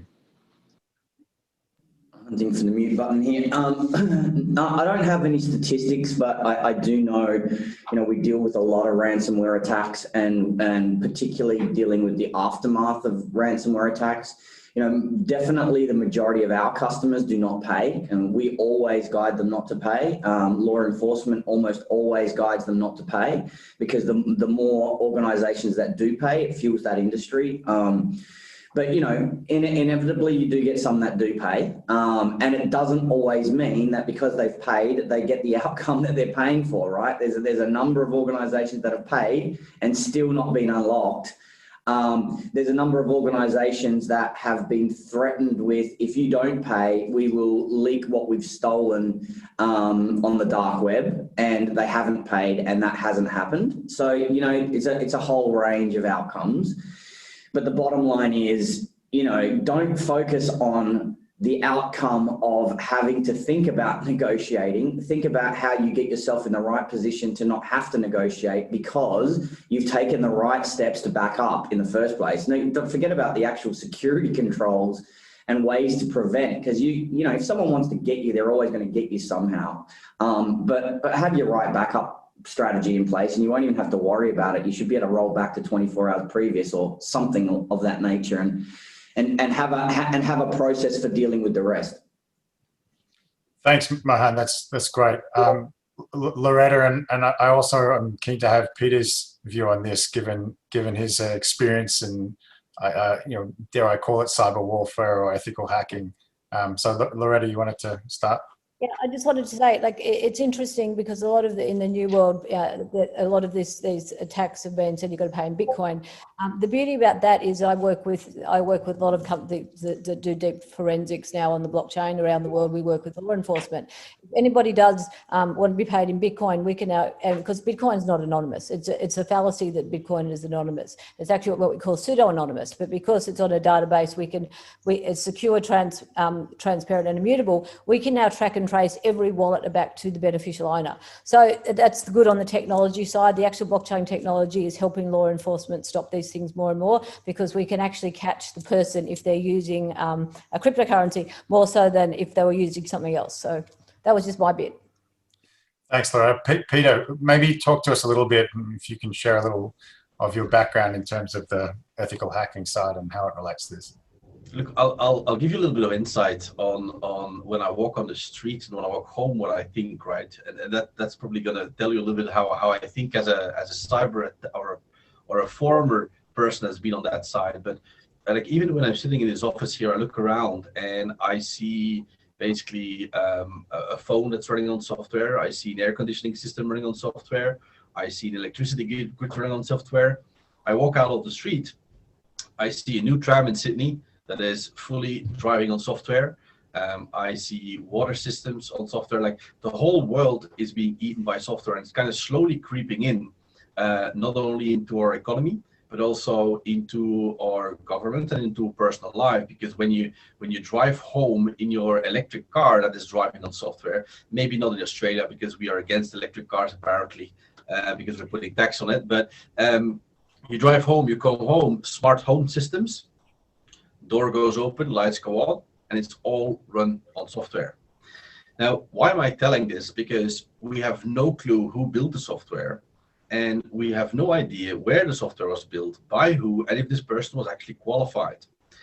Now, if you compare software engineering with, for example, a profession which is much older, civil engineering, we walk over bridges, we walk in buildings, and we inherently trust that these things have been built with safety and security in mind, because all our civil engineers have been properly trained and have been properly qualified, that they actually know how to build a safe bridge and a secure bridge.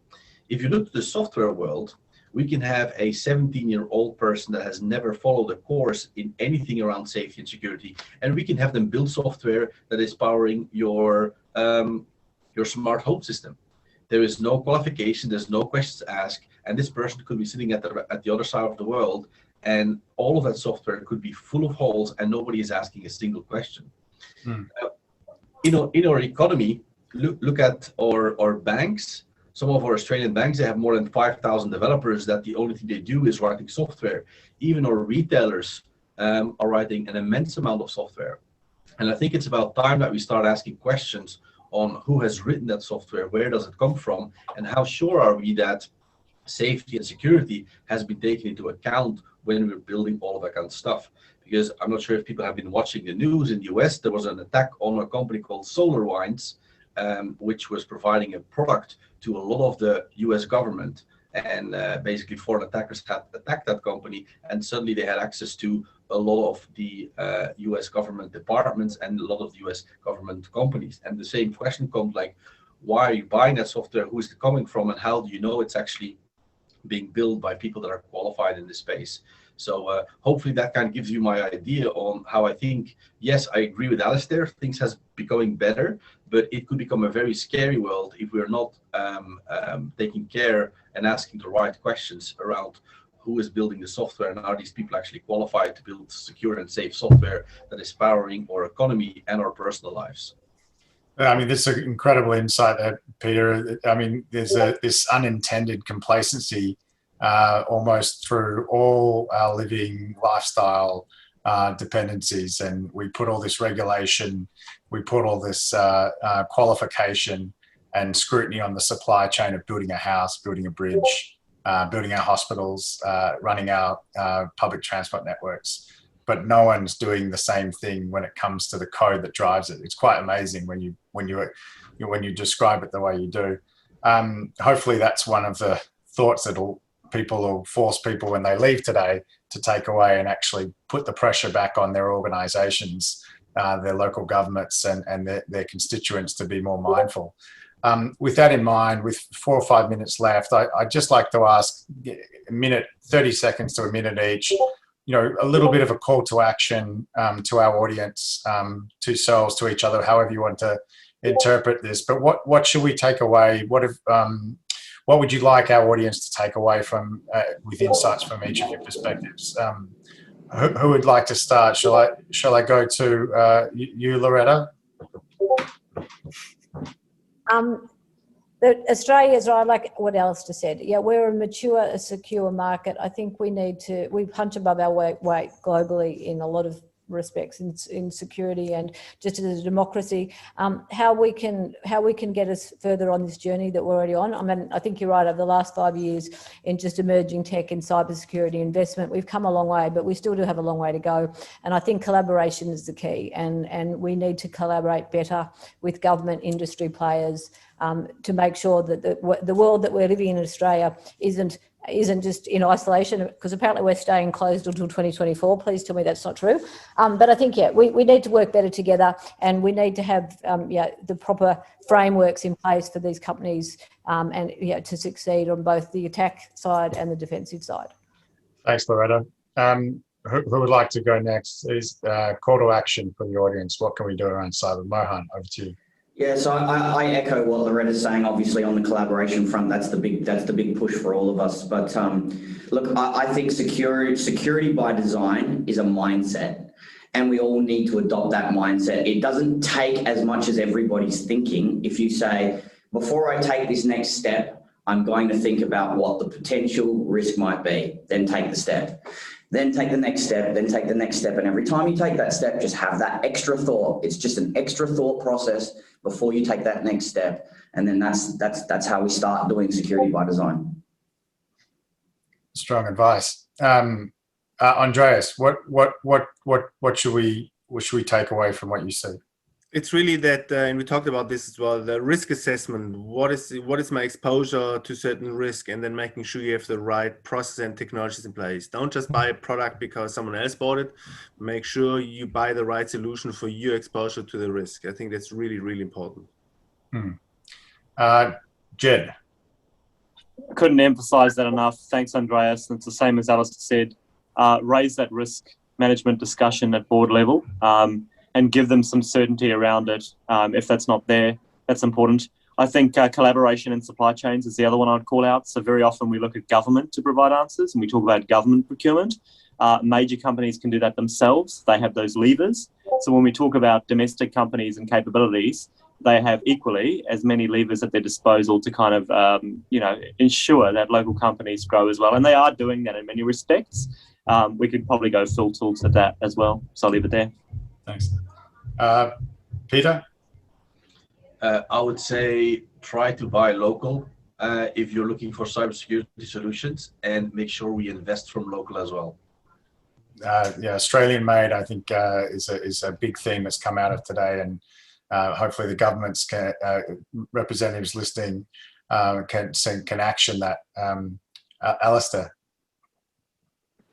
Yeah, thanks, Stephen. Probably not much more to add, noting the time. Look, at this needs to be board level, there's no doubt. They need to look at this as cyber risk. That does then go to that OT piece too that Peter was talking about. This is more than IT, it's the very fabric upon which our society is built. So when I'm glass half full and say that I think we're progressing well, I just don't want people to think that we should be complacent about it. There are huge parts of the economy, and therefore the entire society that I think are underweight in terms of their cyber resilience. But, I think, again, we're trending in the right direction. Even things like the SOCI legislation that will push more of that understanding, the changes to the Securing of Critical Infrastructure Act, for those who don't know what SOCI is, will help drive that concept to boards about the need for them to better understand who it is they're employing, go to that insider issue, better understand their physical security and better understand their cyber security.